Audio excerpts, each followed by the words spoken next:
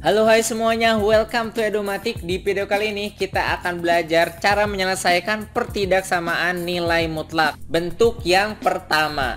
Ada 3 bentuk, tapi di video kali ini aku akan bahas bentuk pertama dulu. Bentuk 2 dan 3 aku akan bahas di video berikutnya. Bentuk pertama itu kayak gimana? Bentuknya kayak gini ya. Di sini ada mutlak X lebih kecil dari A. Nah, ini bentuk yang pertama. Pertanyaannya berapakah nilai X gitu. Kalau misalkan kalian menemukan bentuk yang kayak gini.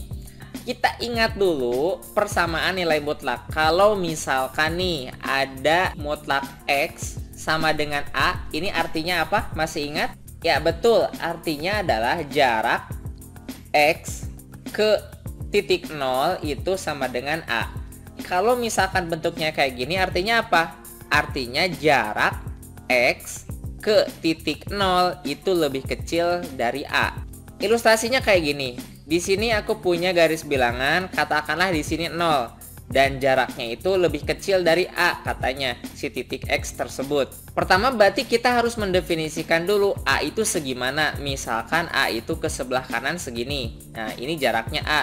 Ke sebelah kiri juga misalkan segitu. Jarak X berarti X-nya itu di sini kan? Berarti kalau misalkan dari 0 ke titik ini, di sini berapa? Ya jelas di sini A. Kalau di sini ya dikarenakan ke sebelah kiri ya berarti negatif A. Terus X-nya itu ada di mana aja? Di sini katanya jarak X ke titik 0 lebih kecil dari A. Kalau misalkan jarak dari sini ke sini panjangnya adalah A, berarti kalau lebih kecil dari A itu ada di mana aja? Ya ada di sini. Nah, di sini ya. Terus ini juga sama, jarak dari 0 ke titik negatif A ini atau ke titik X-nya katakanlah jaraknya lebih kecil dari A. Ya berarti ya segini di sini nih. Inilah nilai-nilai X yang mungkin. Berarti ada pada interval negatif A sampai A. Jadi kita bisa menyimpulkan ketika ada bentuk mutlak X lebih kecil dari A, maka penyelesaiannya nilai X itu berada pada rentang negatif A sampai A. Atau bisa kita tulis negatif A lebih kecil dari X dan X itu lebih kecil dari A. Ini berlaku juga untuk bentuk yang ada sama dengannya. Misalkan mutlak X lebih kecil sama dengan A. Nah, ini penyelesaiannya negatif A lebih kecil sama dengan X dan X lebih kecil sama dengan A. Lalu bedanya apa yang ada sama dengan yang ada tanda sama dengan? Kalau misalkan yang nggak ada tanda sama dengan, artinya A ini dia berlaku sebagai batas aja. Karena kan nilai X-nya itu berada pada rentang ini, negatif A sampai A. Jadi negatif A dan A ini sebagai batas doang gitu. Kalau misalkan ada tanda sama dengan, selain sebagai batas, negatif A dan A ini termasuk ke dalam himpunan, termasuk X. Nah, jelas ya. Biar lebih jelas lagi aku kasih contoh deh. Misalkan di sini aku punya mutlak 2x dikurangi 5 lebih kecil dari 7. Sekarang coba lihat A itu berapa kalau misalkan soalnya kayak gini.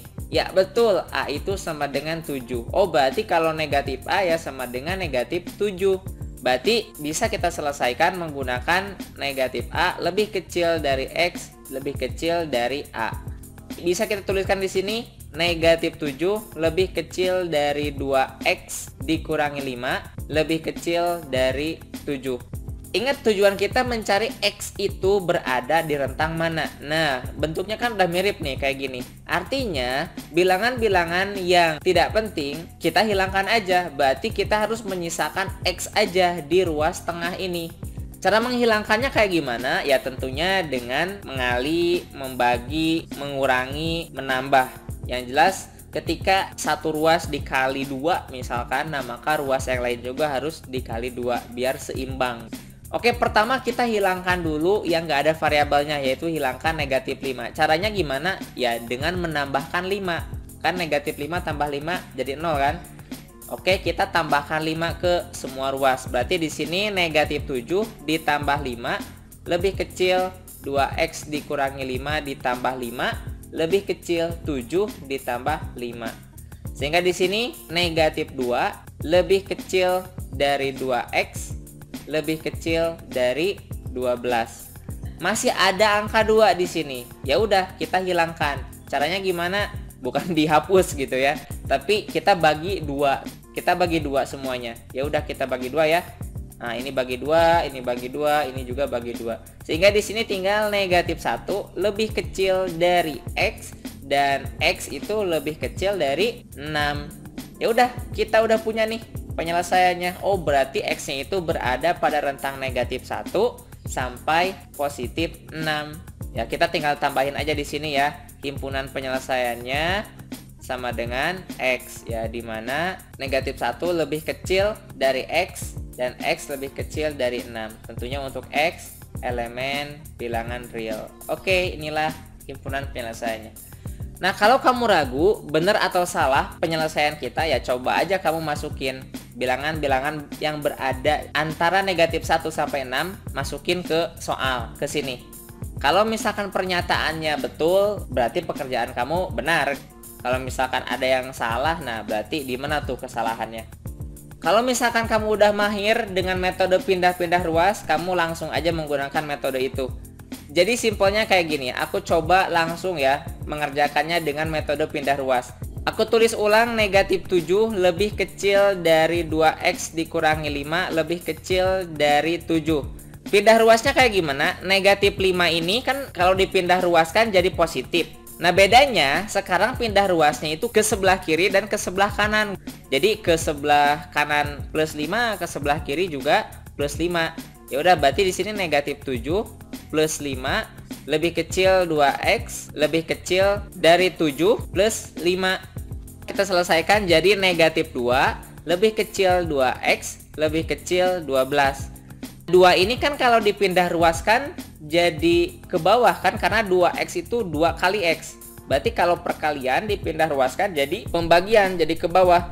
Berarti di sini aku punya negatif 2 dibagi 2. Di sini aku punya X aja karena 2-nya dipindahkan.